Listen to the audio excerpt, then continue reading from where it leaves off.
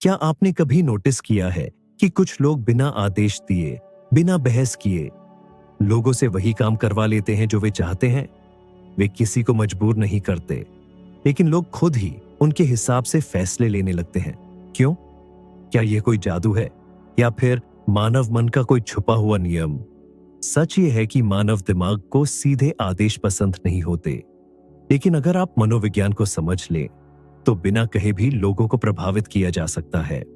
आज आप जानेंगे रिवर्स साइकोलॉजी के 13 ऐसे सिद्धांत जो बताते हैं कि इंसान कैसे सोचता है, कैसे प्रतिक्रिया देता है और कैसे कभी-कभी बिना बताए भी इन्फ्लुएंस किया जा सकता है। लेकिन याद रखिए, यह ज्ञान बहुत शक्तिशाली है और जितना शक्तिशाली ज्ञान होता है उतना ही खतरनाक भी हो सकता है। नियम पहला, इल्यूजन ऑफ चॉइस। मानव मन को आदेश पसंद नहीं होता। जैसे ही कोई हमें सीधे कहता है यह काम अभी करो, तो हमारे अंदर तुरंत एक हल्का सा विरोध पैदा हो जाता है। दिमाग पूछता है, मुझे क्यों कहा जा रहा है? क्योंकि हर इंसान अपने फैसलों पर कंट्रोल महसूस करना चाहता है। यहीं से शुरू होती है पहली रणनीति, इल्यूजन ऑफ चॉइस, यानी लोगों को ऐसा महसूस कराना कि फैसला उनका है, जबकि दिशा आपने पहले ही तय कर दी होती है। उदाहरण देखिए, अगर आप बच्चे से कहें जाओ पढ़ाई करो, तो वह शायद मना कर देगा। लेकिन अगर आप कहें तुम पहले मैथ पढ़ोगे या साइंस, अब बच्चा पढ़ाई से बच नहीं सकता, क्योंकि विकल्प पढ़ाई के भीतर ही है। दिमाग अब पढ़ाई से बचने के बजाय यह तय करने में व्यस्त है कि पहले कौन सा विषय पढ़े, और यही है इल्यूजन ऑफ चॉइस की असली शक्ति। ये तकनीक सिर्फ बच्चों पर ही नहीं काम करती, ये रणनीति बिजनेस, सेल्स और लीडरशिप में भी बहुत इस्तेमाल होती है। उदाहरण के लिए, अगर कोई सेल्समैन ग्राहक से पूछे क्या आप ये प्रोडक्ट खरीदना चाहेंगे, तो ग्राहक आसानी से नहीं कह सकता है। लेकिन अगर वही सेल्समैन पूछे आप इसे ब्लैक कलर में लेना पसंद करेंगे या ब्लू में, अब ग्राहक के सामने सवाल बदल गया है। अब उसका दिमाग यह नहीं सोच रहा कि खरीदना है या नहीं, बल्कि यह सोच रहा है कि कौन सा रंग बेहतर है। और इसी छोटे से बदलाव से निर्णय की दिशा बदल जाती है। साइकोलॉजी में इसे ऑटोनॉमी इफेक्ट से समझाया जाता है। मानव दिमाग को यह महसूस होना चाहिए कि उसे निर्णय लेने की स्वतंत्रता है। जब हमें विकल्प दिए जाते हैं तो हमारा दिमाग शांत हो जाता है। हमें लगता है कि हमने फैसला खुद लिया है, और यही छोटा सा भ्रम व्यवहार को बदल सकता है, क्योंकि कई बार लोगों को नियंत्रित करने का सबसे आसान तरीका उन्हें यह महसूस कराना होता है कि वे खुद नियंत्रण में हैं। लेकिन अब यहां एक और दिलचस्प सवाल पैदा होता है। अगर इंसान को आदेश पसंद नहीं, तो फिर ऐसा क्यों होता है कि कभी-कभी वही इंसान उस चीज के पीछे पागल हो जाता है जिसे करने से उसे सख्त मना किया गया हो? आखिर क्यों जिस चीज पर रोक लगाई जाती है वह अचानक और भी ज्यादा आकर्षक बन जाती है? यही वह रहस्य है जिसे मनोविज्ञान में कहा जाता है नियम दूसरा, फॉरबिडन फ्रूट इफेक्ट। और यह रिवर्स साइकोलॉजी का शायद सबसे शक्तिशाली नियम है। मानव मन की एक अजीब आदत है, जो चीज आसानी से मिल जाए उसकी कीमत कम लगती है, लेकिन जिस चीज पर रोक लगा दी जाए वह अचानक बेहद आकर्षक बन जाती है। इसे कहते हैं फॉरबिडन फ्रूट इफेक्ट। याद कीजिए, मार्केटिंग में हम अक्सर ऐसे शब्द सुनते हैं जैसे लिमिटेड एडिशन या ओनली फॉर मेंबर्स और एक्सक्लूसिव एक्सेस ओनली। यह सिर्फ जानकारी नहीं होती, यह हमारे दिमाग को एक संकेत देती है यह चीज हर किसी के लिए नहीं है, और अचानक वही साधारण चीज बहुत खास लगने लगती है, क्योंकि हमारा दिमाग सोचता है अगर इसे रोका जा रहा है तो इसमें जरूर कुछ खास होगा। एक दिलचस्प उदाहरण कल्पना कीजिए कि एक दुकान में 2 घड़ियां रखी हैं। पहली घड़ी हमेशा उपलब्ध रहती है, दूसरी घड़ी के पास एक छोटा सा बोर्ड लगा है, ओनली 10 पीसेस लेफ्ट। अब सोचिए, लोग किस घड़ी की तरफ ज्यादा आकर्षित होंगे? अक्सर लोग दूसरी घड़ी को ज्यादा मूल्यवान समझेंगे। हालांकि हो सकता है कि दोनों की क्वालिटी एक जैसी हो, लेकिन कमी का एहसास हमारे दिमाग में वैल्यू बढ़ा देता है। रिश्तों और व्यवहार में भी यह नियम काम करता है। यह सिद्धांत सिर्फ मार्केटिंग में ही नहीं, रिश्तों और सामाजिक व्यवहार में भी काम करता है। जब कोई व्यक्ति हमेशा उपलब्ध रहता है तो लोग उसकी मौजूदगी को सामान्य मान लेते हैं, लेकिन जब वही व्यक्ति थोड़ा दूर हो जाता है, अचानक उसकी अहमियत बढ़ जाती है, क्योंकि मानव मन अक्सर उसी चीज की कदर करता है जो हमेशा उसके पास नहीं होती। लेकिन अब यहां एक और दिलचस्प सवाल पैदा होता है। अगर किसी चीज पर रोक लगाने से लोग और ज्यादा आकर्षित हो जाते हैं, तो क्या होगा अगर हम सीधे विरोध करने के बजाय जानबूझकर पीछे हट जाएं? क्या कभी ऐसा हो सकता है कि कभी-कभी हार मान लेना ही सबसे शक्तिशाली रणनीति बन जाए? नियम 3, स्ट्रैटेजिक सरेंडर। हम अक्सर सोचते हैं कि जीतने के लिए हमेशा मजबूत दिखना जरूरी है, लेकिन कई बार सबसे शक्तिशाली रणनीति होती है एक कदम पीछे हटना। इसे कहते हैं स्ट्रैटेजिक सरेंडर। मान लीजिए आप किसी बहस में हैं। अगर आप तुरंत सामने वाले को गलत साबित करने लगते हैं तो बहस और बढ़ जाती है, लेकिन अगर आप कहें शायद तुम सही हो, तो अचानक माहौल बदल जाता है। सामने वाला व्यक्ति जो अभी तक लड़ने के लिए तैयार था, अब शांत हो जाता है और कई बार वह खुद अपनी बात पर दोबारा सोचने लगता है, क्योंकि कभी-कभी हर बहस जीतना जरूरी नहीं होता। कभी-कभी बहस से बाहर निकलना ही सबसे बुद्धिमानी भरा कदम होता है। विरोध क्यों बढ़ता है? मानव मन का एक दिलचस्प नियम है, जितना ज्यादा विरोध होगा उतना ज्यादा प्रतिरोध पैदा होगा। अगर आप किसी व्यक्ति को सीधे गलत साबित करने की कोशिश करते हैं तो उसका दिमाग तुरंत डिफेंसिव मोड में चला जाता है। अब उसका लक्ष्य सच समझना नहीं होता, उसका लक्ष्य होता है अपनी बात बचाना, और धीरे धीरे बातचीत तर्क से हटकर अहंकार की लड़ाई बन जाती है। कल्पना कीजिए कि दो लोग किसी मुद्दे पर बहस कर रहे हैं। पहला व्यक्ति अपनी बात समझाने की कोशिश करता है, दूसरा व्यक्ति तुरंत कहता है नहीं तुम गलत हो। अब क्या होगा? बहस और तेज हो जाएगी, आवाज ऊंची होने लगेगी, दोनों अपनी अपनी बात साबित करने में लग जाएंगे। लेकिन अब कल्पना कीजिए कि उसी बहस में पहला व्यक्ति अचानक कहे शायद तुम सही कह रहे हो, मुझे इस बारे में थोड़ा और सोचना चाहिए। ये एक छोटा सा वाक्य है, लेकिन इसका प्रभाव बहुत बड़ा होता है, क्योंकि जैसे ही विरोध कम होता है, सामने वाले व्यक्ति की मानसिक दीवार भी गिरने लगती है। अब उसे खुद को बचाने की जरूरत नहीं महसूस होती और कई बार वह खुद अपनी बात पर दोबारा सोचने लगता है। कभी कभी तो वह खुद कह देता है नहीं, मेरा मतलब शायद थोड़ा अलग था। यानी वही व्यक्ति जो कुछ सेकंड पहले अपनी बात पर अड़ा हुआ था, अब खुद उसे बदलने लगता है। रिश्तों में भी यह नियम काम करता है। अगर आप किसी रिश्ते में हर समय अपनी बात मनवाने की कोशिश करते हैं तो तनाव बढ़ता है, लेकिन अगर कभी कभी आप थोड़ा पीछे हट जाएं और सामने वाले को महसूस होने दें कि उसकी बात भी महत्वपूर्ण है, तो बातचीत का माहौल बदल जाता है। क्योंकि इंसान को सबसे ज्यादा जरूरत होती है सुने जाने की, और जैसे ही वह महसूस करता है कि उसकी बात सुनी जा रही है, वह भी आपके विचारों के लिए खुला हो जाता है। लेकिन अब यहां एक और दिलचस्प सवाल पैदा होता है। अगर कभी कभी पीछे हटना इतना शक्तिशाली हो सकता है, तो क्या होगा अगर हम बोलने के बजाय सिर्फ खामोश रहें? क्या यह संभव है कि सिर्फ कुछ सेकंड की खामोशी किसी लंबे भाषण से ज्यादा प्रभावशाली साबित हो? यही वह रहस्य है जिसे समझते हैं हम अगले नियम में, नियम 4, पावर ऑफ साइलेंस। ज्यादातर लोग सोचते हैं कि प्रभावशाली बनने के लिए ज्यादा बोलना जरूरी है, लेकिन सच्चाई बिल्कुल उलटी है।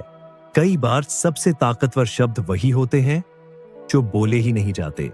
इसे कहते हैं पावर ऑफ साइलेंस। मान लीजिए आप किसी इंटरव्यू में बैठे हैं, आपने सवाल का जवाब दिया और इंटरव्यूअर चुप हो गया, बस आपको देखता रहा। कुछ सेकंड बाद आपको बेचैनी होने लगती है और फिर आप खुद ही और बोलना शुरू कर देते हैं। कई बार जरूरत से ज्यादा जानकारी भी दे देते हैं। यही है खामोशी की ताकत, क्योंकि मानव दिमाग खाली जगह को सहन नहीं कर पाता। यह तकनीक अक्सर नेगोशिएशन में भी इस्तेमाल की जाती है। मान लीजिए आप किसी प्रोडक्ट की कीमत बताते हैं, उसके बाद आप चुप हो जाते हैं।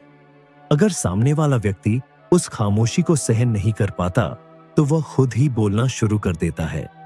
कभी कभी तो वह खुद ही बेहतर ऑफर दे देता है, क्योंकि वह उस असहज खामोशी को खत्म करना चाहता है। खामोशी हमें दो महत्वपूर्ण फायदे देती है। पहला, ये हमें सोचने का समय देती है। दूसरा, ये सामने वाले व्यक्ति को बोलने के लिए मजबूर कर सकती है। कई बार लोग अपने असली विचार तभी प्रकट करते हैं जब सामने वाला व्यक्ति उन्हें बीच में टोकता नहीं है। इसीलिए कई महान लीडर्स और नेगोशिएटर्स जानते हैं कि हर सवाल का जवाब तुरंत देना जरूरी नहीं होता। कभी कभी कुछ सेकंड की खामोशी लंबे भाषण से ज्यादा प्रभावशाली होती है, क्योंकि सही समय पर की गई खामोशी सिर्फ शब्दों से नहीं, दूसरे व्यक्ति के मन से सच्ची प्रतिक्रिया निकालती है।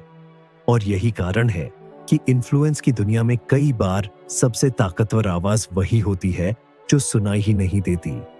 लेकिन अब यहाँ एक और दिलचस्प सवाल पैदा होता है। अगर सिर्फ खामोशी ही किसी व्यक्ति को बोलने पर मजबूर कर सकती है, तो क्या होगा अगर हम लोगों के सामने उनकी सबसे अच्छी छवि दिखा दें? क्या यह संभव है कि सिर्फ किसी की तारीफ या पहचान को छूकर हम उसके व्यवहार को बदल सके? यही रहस्य छिपा है अगले नियम में। नियम 5, मिरर ऑफ नार्सिसिज्म। हर इंसान के अंदर एक छुपी हुई इच्छा होती है। वह चाहता है कि लोग उसे समझे, सराहे और महत्वपूर्ण महसूस कराएं। इसी सिद्धांत को कहते हैं मिरर ऑफ नार्सिसिज्म। अगर आप किसी से कहें आप बहुत जिम्मेदार इंसान हैं, तो ये सिर्फ तारीफ नहीं है, ये उस व्यक्ति के दिमाग में एक पहचान बना देता है। अब वह व्यक्ति उसी पहचान के अनुसार व्यवहार करने की कोशिश करता है, क्योंकि कोई भी इंसान अपनी अच्छी छवि को टूटते हुए नहीं देखना चाहता। इंसान अपनी पहचान के अनुसार जीता है। हर व्यक्ति अपने बारे में एक कहानी बनाकर जीता है। कोई खुद को मेहनती मानता है, कोई खुद को ईमानदार समझता है, कोई खुद को जिम्मेदार व्यक्ति मानता है। यह पहचान उसके मन में एक सेल्फ इमेज बनाती है और फिर उसका व्यवहार धीरे धीरे उसी पहचान के अनुसार ढलने लगता है। अब सोचिए, अगर कोई दूसरा व्यक्ति उसी पहचान को पहचान ले और उसे सामने रख दे, तो क्या होगा? अक्सर वह व्यक्ति उस छवि को बनाए रखने की कोशिश करेगा। यह सिद्धांत रिश्तों में भी बहुत शक्तिशाली होता है। अगर आप किसी से बार बार कहें तुम हमेशा गलती करते हो, तो धीरे धीरे वह व्यक्ति खुद को उसी तरह देखने लगता है।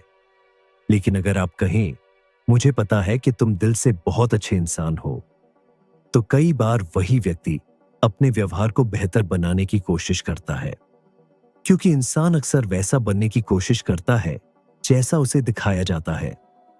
लेकिन अब यहां एक और दिलचस्प सवाल पैदा होता है। अगर किसी व्यक्ति की पहचान को छूकर उसके व्यवहार को बदला जा सकता है, तो क्या होगा अगर हम उसकी पहचान को चुनौती दे दें? क्या होगा अगर किसी से कहा जाए शायद यह काम तुम्हारे बस का नहीं है? क्या यह संभव है कि सिर्फ एक छोटा सा संदेह किसी व्यक्ति के अंदर खुद को साबित करने की आग जगा दे?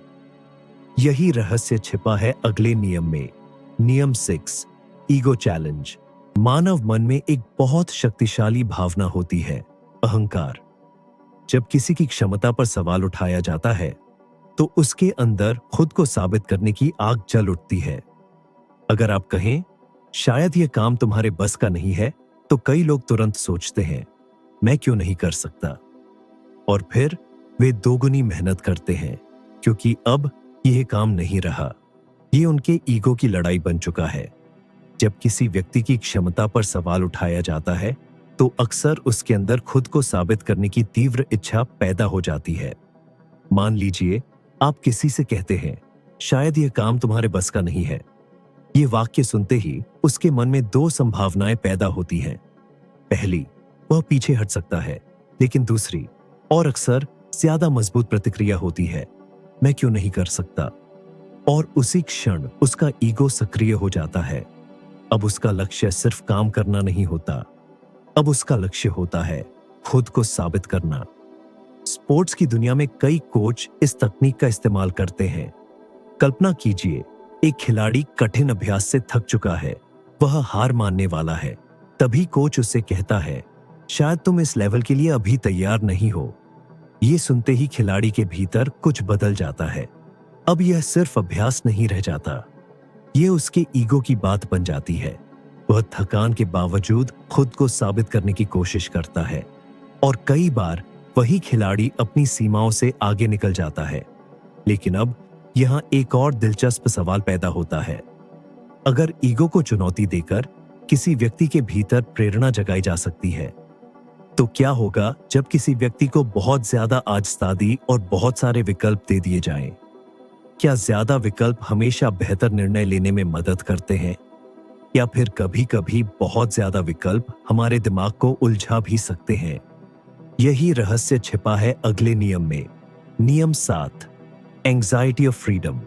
हम सोचते हैं ज्यादा विकल्प मतलब ज्यादा आशावादी, लेकिन मनोविज्ञान कहता है बहुत ज्यादा विकल्प कई बार कंफ्यूजन पैदा कर देते हैं।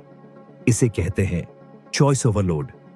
अगर किसी रेस्टोरेंट में 5 डिश हों तो निर्णय आसान होता है, लेकिन अगर 60 डिश हों तो आप सोचते ही रह जाते हैं और कभी-कभी निर्णय लेने के बाद भी लगता है शायद कोई और बेहतर विकल्प था। जब हमारे सामने बहुत सारे विकल्प होते हैं तो हमारा दिमाग अचानक उलझने लगता है। हम सोचने लगते हैं कौन सा विकल्प सही है, अगर मैंने गलत चुन लिया तो कहीं कोई बेहतर विकल्प छूट तो नहीं जाएगा। और इसी सोच के कारण निर्णय लेना कठिन हो जाता है। यानी विकल्प बढ़ते हैं लेकिन स्पष्टता कम हो जाती है। आज की दुनिया में हमारे पास पहले से कहीं ज्यादा विकल्प हैं। कपड़े चुनने से लेकर करियर चुनने तक, मोबाइल खरीदने से लेकर जीवन साथी चुनने तक, हर जगह विकल्पों की भरमार है। पहली नजर में ये आजादी अच्छी लगती है, लेकिन कई बार यही आजादी दिमाग के लिए मानसिक दबाव बन जाती है, क्योंकि हर विकल्प के साथ एक जिम्मेदारी जुड़ी होती है। अगर फैसला गलत हुआ तो दोष भी हमारा ही होगा, और यही सोच निर्णय लेने को और मुश्किल बना देती है। असली आजादी क्या है? हम अक्सर सोचते हैं कि असीमित विकल्प ही असली आजादी है, लेकिन कई बार स्पष्ट दिशा और सीमित विकल्प हमें ज्यादा सहज महसूस कराते हैं, क्योंकि जब रास्ते बहुत ज्यादा होते हैं तो दिमाग भटकने लगता है, लेकिन जब रास्ते सीमित होते हैं तो मन ज्यादा स्पष्टता के साथ आगे बढ़ सकता है। इसीलिए कभी-कभी सबसे बड़ी आजादी कम विकल्पों के भीतर ही मिलती है। लेकिन अब यहाँ एक और दिलचस्प सवाल पैदा होता है। अगर ज्यादा विकल्प कभी-कभी हमें उलझा सकते हैं, तो क्या होगा अगर कोई व्यक्ति जानबूझकर खुद को कम सक्षम या कम खतरनाक दिखाए? क्या यह संभव है कि कभी-कभी अपनी असली ताकत छुपाना ही सबसे बुद्धिमान रणनीति बन जाए? यही रहस्य छिपा है अगले नियम में। नियम 8, फॉल्स वीकनेस। कई बार सबसे बुद्धिमान व्यक्ति वह नहीं होता जो हर समय अपनी ताकत दिखाए, बल्कि वह होता है जो सही समय पर अपनी ताकत छुपा सके। जब आप बहुत शक्तिशाली दिखते हैं, लोग सतर्क हो जाते हैं, लेकिन जब आप साधारण या कमजोर दिखते हैं, लोग अपनी असली सोच प्रकट करने लगते हैं, और वहीं से असली जानकारी मिलती है। लोग ताकत से क्यों सतर्क हो जाते हैं? मानव दिमाग खतरे को पहचानने में बहुत तेज होता है। जैसे ही हमें लगता है कि सामने वाला व्यक्ति बहुत शक्तिशाली, चतुर या प्रभावशाली है, हमारा दिमाग तुरंत सतर्क हो जाता है।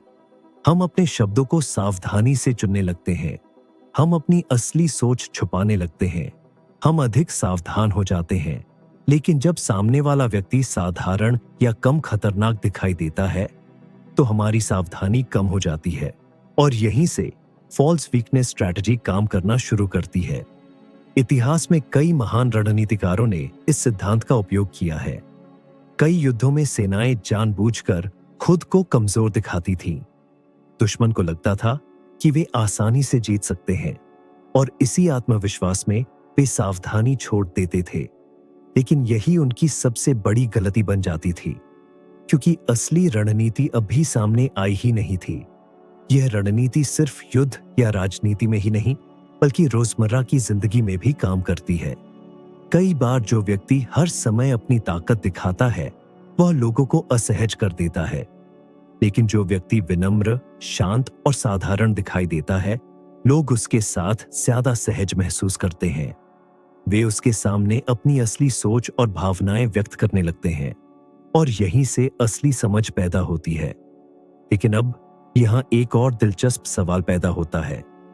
अगर कभी कभी अपनी ताकत छुपाना इतनी प्रभावशाली रणनीति हो सकता है, तो क्या होगा अगर हम जानबूझकर थोड़ा सा संदेह व्यक्त करें? क्या यह संभव है कि किसी व्यक्ति की क्षमता पर हल्का सा संदेह उसके अंदर खुद को साबित करने की तीव्र प्रेरणा पैदा कर दे? यही रहस्य छिपा है अगले नियम में, नियम 9वां, कंस्ट्रक्टिव पेसिमिज्म।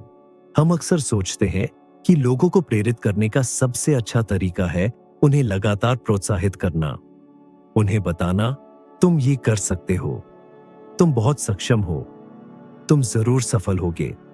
और कई बार यह सच भी होता है। लेकिन मानव मन की प्रेरणा हमेशा सिर्फ प्रशंसा से नहीं आती। कभी कभी थोड़ा सा संदेह भी बहुत बड़ी प्रेरणा बन सकता है।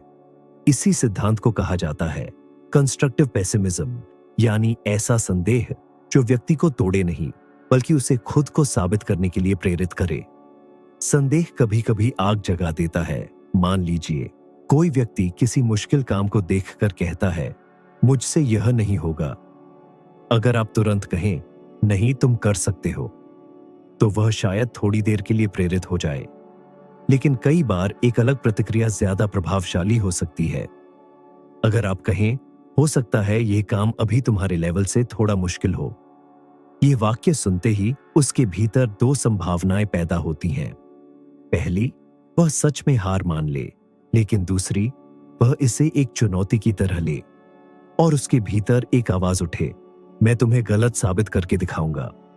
और उसी क्षण उसके अंदर एक नई ऊर्जा पैदा हो सकती है। कई शिक्षक इस तकनीक का उपयोग करते हैं। मान लीजिए एक छात्र किसी कठिन सवाल को देखकर कहता है, यह मुझसे नहीं होगा। अगर शिक्षक तुरंत कहे, नहीं तुम कर सकते हो, तो छात्र थोड़ा प्रेरित हो सकता है। लेकिन अगर शिक्षक मुस्कुराकर कहे, शायद यह सवाल अभी तुम्हारे लेवल से थोड़ा कठिन है, तो कई बार छात्र के अंदर खुद को साबित करने की भावना जाग जाती है। अब वह उस सवाल को हल करने की कोशिश करता है, क्योंकि अब यह सिर्फ सवाल नहीं रहा, यह उसके आत्मसम्मान की बात बन गया है। साइकोलॉजी के अनुसार मानव मन रिकॉग्निशन चाहता है। हम चाहते हैं कि लोग हमारी क्षमता को देखें और उसे स्वीकार करें। लेकिन जब कोई हमारी क्षमता पर संदेह करता है, तो हमारा दिमाग उसे एक चुनौती के रूप में देख सकता है और उसी चुनौती को जीतने के लिए हम अधिक मेहनत करने लगते हैं। लेकिन यहां संतुलन बहुत जरूरी है। अगर संदेह अपमान में बदल जाए, तो वह प्रेरणा के बजाय निराशा पैदा कर सकता है। लेकिन अगर संदेह में चुनौती छिपी हो, तो वह किसी व्यक्ति के भीतर अविश्वसनीय ऊर्जा जगा सकता है। इसीलिए कई बार लोग अपनी सबसे बड़ी उपलब्धियां इसलिए हासिल करते हैं ताकि वे किसी के संदेह को गलत साबित कर सकें। लेकिन अब यहां एक और दिलचस्प सवाल पैदा होता है। अगर हल्का सा संदेह किसी व्यक्ति के भीतर इतनी बड़ी प्रेरणा पैदा कर सकता है, तो क्या होगा अगर हम किसी व्यक्ति के दिमाग में एक विचार ही लगा दें? क्या यह संभव है कि कोई विचार सीधे बताने के बजाय इस तरह दिया जाए कि सामने वाले को लगे कि यह विचार उसका अपना है? यही रहस्य छिपा है अगले नियम में, नियम 10, इम्प्लांटेड आइडिया। मानव मन का एक बहुत रोचक रहस्य है। लोग अक्सर उन विचारों को आसानी से स्वीकार नहीं करते जो उन्हें सीधे बताए जाते हैं। अगर आप किसी से सीधे कहें, तुम्हें ऐसा करना चाहिए, तो कई बार उसकी पहली प्रतिक्रिया होती है, क्यों? या मुझे ऐसा नहीं लगता। क्योंकि मानव मन को आदेश पसंद नहीं होते। हम सभी अपने फैसलों पर नियंत्रण महसूस करना चाहते हैं। लेकिन यहां एक दिलचस्प बात होती है। वही व्यक्ति किसी विचार को बहुत मजबूती से मान सकता है अगर उसे लगे कि वह विचार उसके अपने दिमाग से आया है।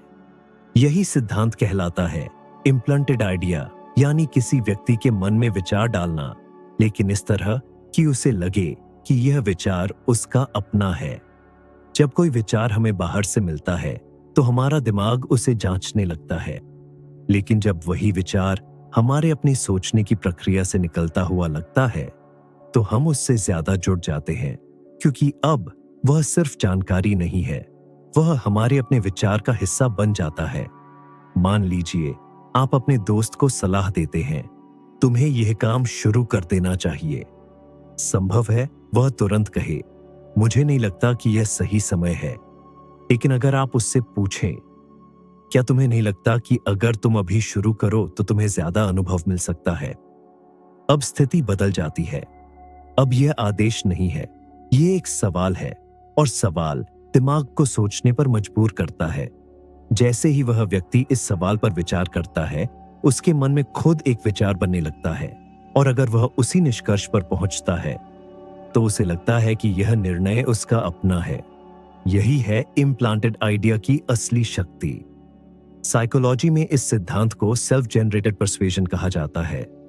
जब कोई विचार व्यक्ति खुद बनाता है तो वह उससे ज्यादा गहराई से जुड़ जाता है, क्योंकि वह विचार केवल सूचना नहीं होता, वह उसके अपने सोचने की प्रक्रिया का परिणाम होता है, और इसी वजह से वह उस विचार का ज्यादा समर्थन करता है।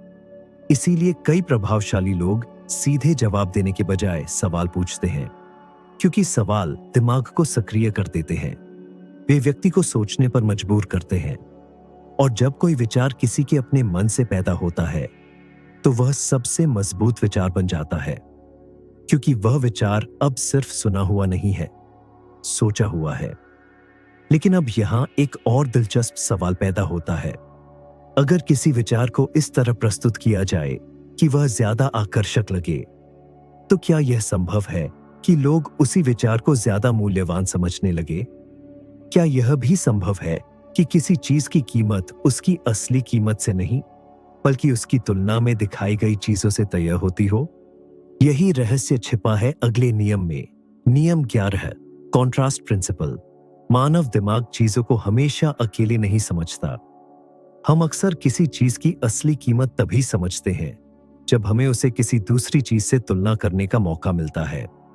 यानी हमारा दिमाग सीधे निर्णय कम लेता है और तुलना के आधार पर निर्णय ज्यादा लेता है। इसी मनोवैज्ञानिक सिद्धांत को कहा जाता है कॉन्ट्रास्ट प्रिंसिपल।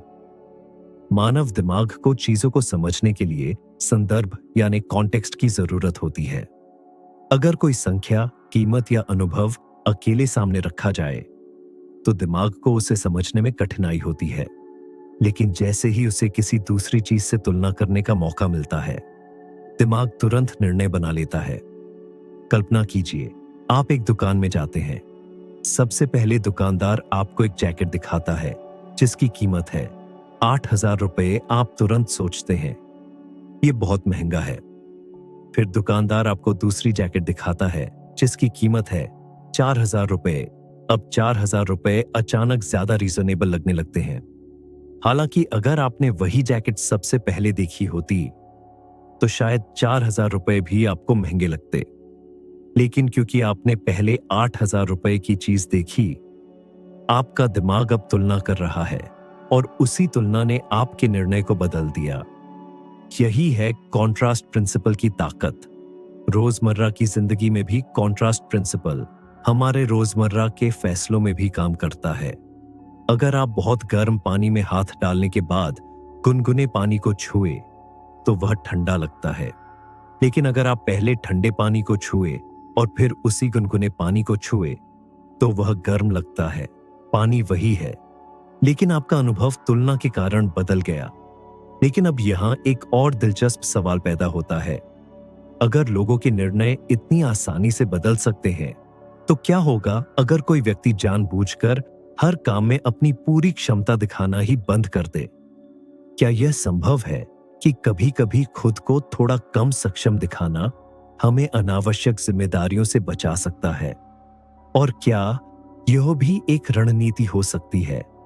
यही रहस्य छिपा है अगले नियम में। नियम 12, कंट्रोल्ड इनकम्पिटेंस। हमारी दुनिया में हमें हमेशा एक ही बात सिखाई जाती है, हर काम में बेहतर बनो, अपनी क्षमता साबित करो और हर जिम्मेदारी को संभालो। हमें लगता है कि जितना ज्यादा हम सक्षम दिखाई देंगे, उतना ही लोग हमें सम्मान देंगे। लेकिन व्यवहार की वास्तविक दुनिया कभी-कभी एक अलग सच्चाई दिखाती है, क्योंकि कई बार जो व्यक्ति हर काम में सबसे ज्यादा सक्षम दिखाई देता है, उसी के ऊपर सबसे ज्यादा जिम्मेदारियां डाल दी जाती हैं और धीरे धीरे वही व्यक्ति सबसे ज्यादा दबाव और थकान का शिकार हो जाता है। इसी स्थिति को समझाने वाला सिद्धांत है कंट्रोल्ड इनकम्पिटेंस, यानी कुछ परिस्थितियों में जानबूझकर हर चीज में एक्सपर्ट ना दिखना। ध्यान रहे, इसका मतलब यह नहीं है कि आप वास्तव में अयोग्य बन जाएं। इसका मतलब है अपनी ऊर्जा और जिम्मेदारियों को समझदारी से संतुलित करना। साइकोलॉजी के अनुसार लोग जिम्मेदारियां परसिड एबिलिटी के आधार पर बांटते हैं, यानी हम दूसरों को वही काम देते हैं जिसमें हमें लगता है कि वे सबसे ज्यादा सक्षम हैं। अगर कोई व्यक्ति हर चीज में एक्सपर्ट दिखाई देता है तो लोग मान लेते हैं कि यह सब कुछ संभाल सकता है, और इसी वजह से उसके ऊपर लगातार काम बढ़ता जाता है। समझदारी क्या है? समझदारी सिर्फ हर काम करने में नहीं होती।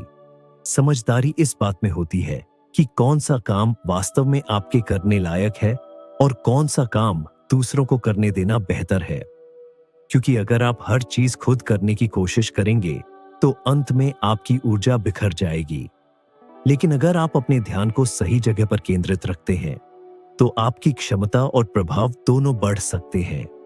इसीलिए कभी-कभी हर चीज में परफेक्ट दिखना जरूरी नहीं होता। कई बार असली बुद्धिमानी यह जानने में होती है कि कहां अपनी क्षमता दिखानी है और कहां थोड़ा पीछे हट जाना है। लेकिन अब यहां एक और दिलचस्प सवाल पैदा होता है। अगर हर समय उपलब्ध रहना और हर जिम्मेदारी लेना कभी-कभी हमारी कीमत कम कर सकता है, तो क्या होगा अगर हम सही समय पर थोड़ा पीछे हट जाएं?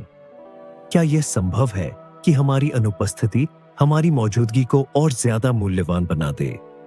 यही रहस्य छिपा है इस पुस्तक के अंतिम नियम में, नियम 13, स्ट्रैटेजिक विड्रॉल।